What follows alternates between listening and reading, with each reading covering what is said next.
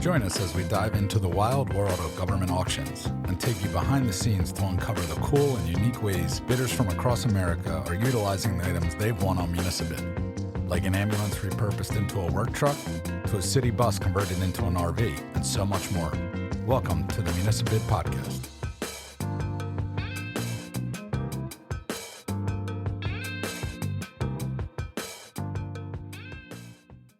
Hi, Sky. Thrilled to chat with you today about your business. Can you start us off by telling us a little about yourself? Sure. So my name is Sky Fogal, and I'm the president and one of the owners of Skirmish Paintball, Pocono Whitewater Rafting, and Pocono Biking. Very cool. So can you tell me overview of your business? Sure. So Skirmish Paintball is the world's largest paintball facility with over 750 acres of paintball maps.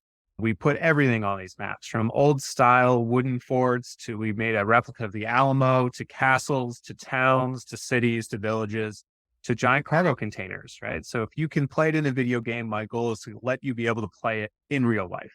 And we use Municibid to put a lot of the different props on the field. Some are playable and some are just for show. So we were able to buy some used street signs at one auction. They were great. They really made the streetscapes that we designed to play on look more realistic. And trying to buy any of that stuff new, it's a paintball field. It's going to get messy. It's going to get shot. It's crazy to buy it new. So a few dings, scratches, whatever, for us, gives it a lived-in look, gives it a little more authenticity than buying brand new, shiny things. Not to mention, again, the huge cost savings. When did you start your business? Skirmish Paintball was started in 1984. So in 1984, my father founded Skirmish Paintball after playing paintball at one of our sister companies' rafting sites. He thought it was a great idea. He was playing up in Canada. He brought it back down here to the United States. We were really one of the very first paintball fields in the entire industry. So we've been at it a long time. In fact, 2 years longer than I've been alive. And as my father was stepping back, I've been stepping in to fill those shoes. But like I said, we've grown it to 750 acres, over 50 individual maps to play on, and it is the world's largest paintball facility. Fantastic. What has been your favorite auction win at Municibid? We've won quite a few things at Municibid over the years. I've been a member of the site I shouldn't even know how long. It's been quite a while. Like everything on my desk, really, from the phone I'm using to the switches that control my computer, to, of course, a whole bunch of our paintball bunkers, most of our trash cans on property, lots of stuff like that. It's hard to pick a favorite one. I think my favorite one to use as a bunker on field is definitely some of the large culvert pipes that we've put in play, which you can see at a lot of our different fields. That's really cool. Tell us a little bit more about one of the most popular maps or games that you have set up.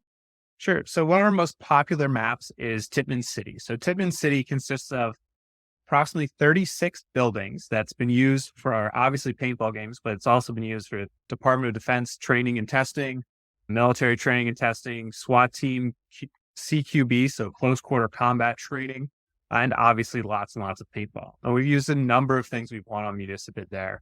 The main one is the street signs. Of course, they really kind of give you a really nice way to bring a little more realism into our city in the woods, right? But we've also used things like trash cans that we've won off of there, some culvert piping to make internal walls and bunkers that we've been able to cut up and repurpose.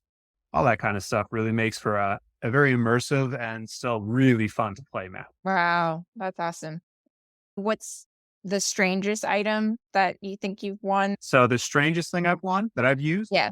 Or most unique? I think the strangest thing I've ever won at Municibid auction was it's just a box of random assorted lab equipment that I won from a municipal water authority. So from a sewage treatment plant. And we had got a whole bunch of glass test tubes and vials and graduated cylinders and all that kind of thing. And we used them in a paintball scenario game as part of a chemical laboratory. So you had to go and get all the different pieces, assemble them, and that's how you got your points. Wow, that's really cool. What's been some of the challenges and benefits for you about using government auctions?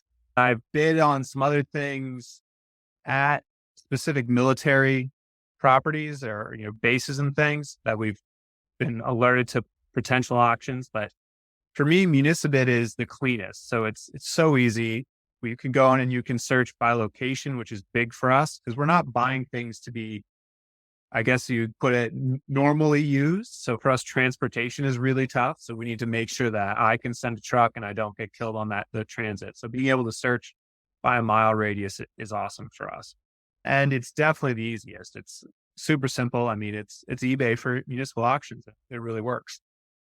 So I was wondering, what advice would you give to someone who was brand new to government auctions? What advice? I think the advice I would give to people that are new to searching at government auctions is you have to check pretty regularly because it changes and it tends to be very streaky in what people are getting rid of and that's available. So for me, it seems like every 5 years, there's a whole bunch of road signs, which is something I always look for, right? Or occasionally a whole school district will be getting rid of all of its computer monitors, which is what all of our monitors at all of our stations came from.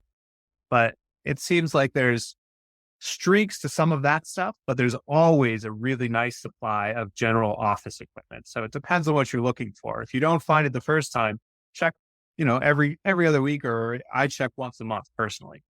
Brilliant. Before we jump back in, I wanted to let you know you can find all sorts of items over at municipid.com. From police vehicles to cargo containers, computers to lab equipment, like Sky has been talking about. Bidding is open to the public. What has been the biggest challenge about bidding and winning government auctions?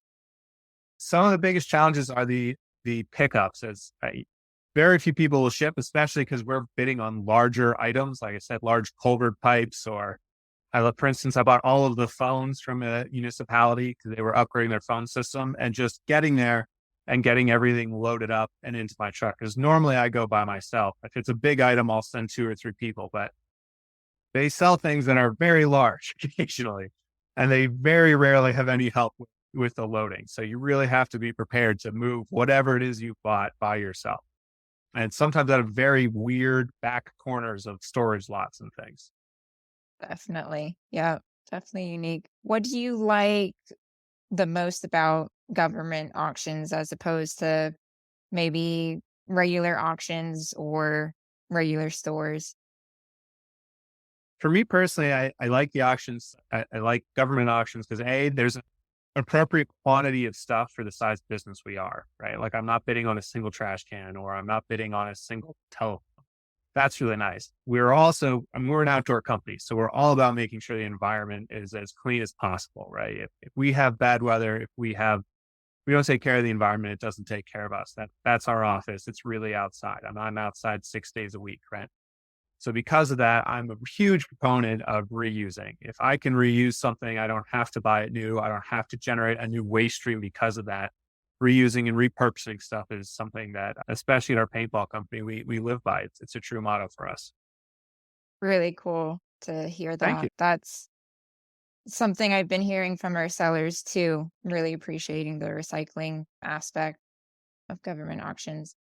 Yeah, I absolutely recommend Municipid to a bunch of the people I deal with, whether it's other paintball field owners or whether it's our IT consultants. I mean, I've gotten some really excellent deals on lots of equipment actually over the years. Like I said, the internet connection we're speaking over right now is all powered by stuff that came from Municipid. It allowed us, it's a smallish company, right, to really upgrade our IT infrastructure and make it way more reliable and resilient. And I mean, we're kind of in that weird field where we can use some of these odder pieces, right? But for us, especially having a paintball field, it allows us to flesh out designs and flesh out fields. It's pretty cool. Perfect. Thank you. Well, it's been an absolute pleasure chatting with you, Sky, learning more about you and your business. I'm sure it's very different from what you normally are talking to, but it is indeed. It's a very odd way to make a living. I'm not going to lie, but yeah. Yeah, I'm sure there's unique challenges to it, but also sounds like a lot of fun. You get out on the field yourself, Scott? All the time. I'm out there every weekend. Yeah, brilliant. A lot of fun. Great. Well, thank you so much for chatting, but hope you have a wonderful day and stay safe out there on the field. Will do. Bye. Thank you for tuning in to the Municipid podcast. If you'd like to learn more about the world of government surplus, be sure to subscribe to this podcast wherever you listen to your podcasts.